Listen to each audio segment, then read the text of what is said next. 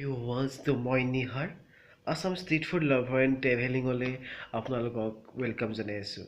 Viewers, আজি ভিডিঅ'টো অলপ আনকমন হয়।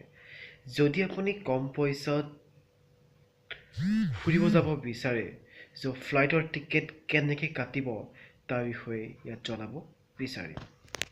ফ্লাইটৰ টিকেট কাটিব হ'লে আপুনি যদি 3 মাহৰ ভিতৰত বা 2 মাহৰ ভিতৰত কাটে যোৱাৰ, তেতিয়া আপুনি বহুত কম দামতে টিকেটটো পাব। দেখিছে যে 2 মাহৰ বা 3 মাহৰ টিকেটৰ লগত আজি বা কালি টিকেটৰ কিমান মানে কম পইচা, কমচে কম 1000-2000 টকা কম হয় আৰু দেখা পাইছে। চ' আপুনি 3 মাহৰ আগত টিকেটটো কাটিব আৰু পে'টিএমৰ সহায়ত যদি টিকেটটো কাটে, চ' তেতিয়া বহুত সুবিধা হয়। তাত কুপন থাকে আৰু এতিয়া FIY 500 যদি মাৰে, চ' ডিছকাউণ্ট পোৱা যায়। চ' তেনেদৰে আপুনি ফ্লাইটৰ টিকেটটো কাটিব পাৰে। আৰু আপোনাৰ ফ্লাইটৰ টিকেটটো কাটি হোৱাৰ পিছত আপুনি আপোনাৰ ইমেইল ID দিব লাগিব আৰু সেই ইমেইল IDত আপোনাৰ টিকেটটো পঠাই দিয়া হ'ব। মোৰ ফ্লাইটৰ টিকেটটো কেনেকৈ মোৰ ইমেইল IDত পঠাই দিছে, ইয়াৰ পাছতে আপুনি কেনেকৈ যাব এয়াৰপৰ্টলৈ যদি ফাৰ্ষ্ট যাত্ৰা হয়, কিদৰে আপুনি কৰিব লাগিব সকলোখিনি মই জনাম। আপুনি যদি আপাৰ আচামৰ পৰা যায়, আপুনি ৰাতি নাইট ছুপাৰত উঠি দিলে আপুনি ৰাতিপুৱা খানাপাৰা পাবগৈ আৰু তাৰ পৰা আপুনি এয়াৰপৰ্টত আপোনাৰ যিটো টাইম আছে তাৰ 2 ঘণ্টা আগত আপুনি এয়াৰপৰ্ট পাবগৈ লাগিব। আপুনি কিবা উবেৰ ল'লে আপুনি গুৱাহাটী এয়াৰপৰ্ট আপুনি পাবগৈ।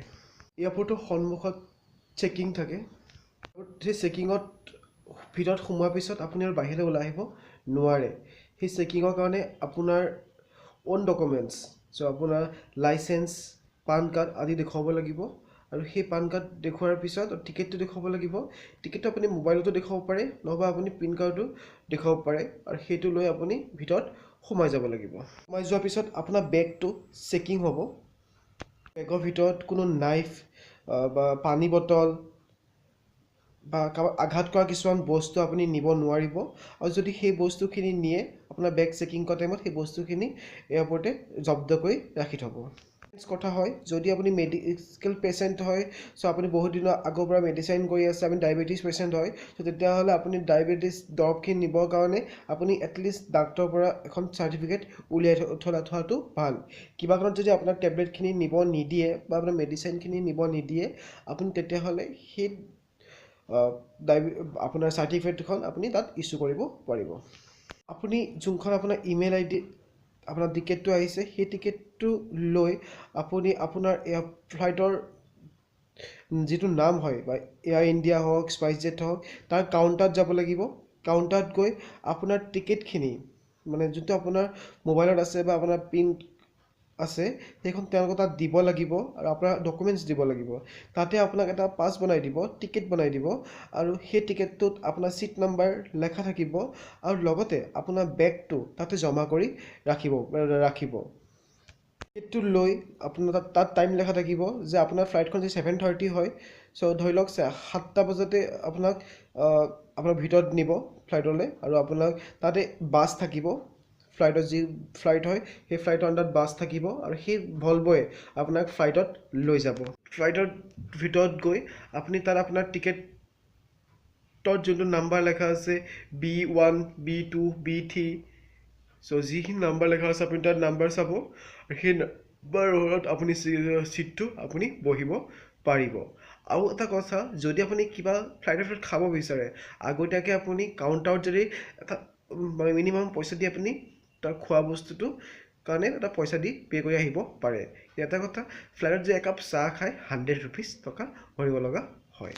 বেগ ফ্লাইটত টিকেট কাউণ্টাৰত জমা দি আহিছিল, ভয় কৰিব নালাগে যে সেই বেগটো আপোনাৰ নাহিব। সেই বেগটো আহিব আৰু সেই বেগটোৰ কাৰণে সেই বেগটো আপুনি যেতিয়া ফ্লাইটত নামিবগৈ, যোন ঠাইত আপুনি গৈছে সেই ঠাইত নামিবগৈ, সেই ঠাইতে আপোনাৰ বেগটো উভতাই দিয়া হ'ব। তাত এটা মেচিন থাকে, সেই মেচিনৰ থ্ৰুদি আপোনাৰ বেগটো তাত চলি থাকিব আৰু তাতে আপোনাৰ বেগটো উভতাই পাব। আপোনাৰ পিছতে আপোনালোকক মই নেক্সট ভিডিঅ'ত দেখুৱাম কেনেকৈ ফ্লাইটত জাৰ্ণি কৰিব পাৰি আৰু কেনেকৈ ফ্লাইটত ফুৰিব পাৰি, যাব পাৰি আৰু ফ্লাইটৰ সকলো দেখুৱাম আপোনালোকক। আৰু নেক্সট মই ফুৰিব গৈ আছোঁ আৰু সেই ভিডিঅ'টোত আপোনালোকক সম্পূৰ্ণভাৱে মই ফ্লাইট ভিতৰখন দেখুৱাব ট্ৰাই কৰিম হয় যদি ভিডিঅ'টো বহিটো বনাব ট্ৰাই কৰিছোঁ এতিয়া আপোনালোকক ভালকৈ বনাব পৰা নাই যদি অলপ হ'লেও ভিডিঅ'ত আপোনালোকে কিছু কথা জানিব পাৰিলে নিশ্চয় ভিডিঅ'টো লাইক কৰিব আৰু পাৰিলে এটলিষ্ট ছাবস্ক্ৰাইব কৰি দিব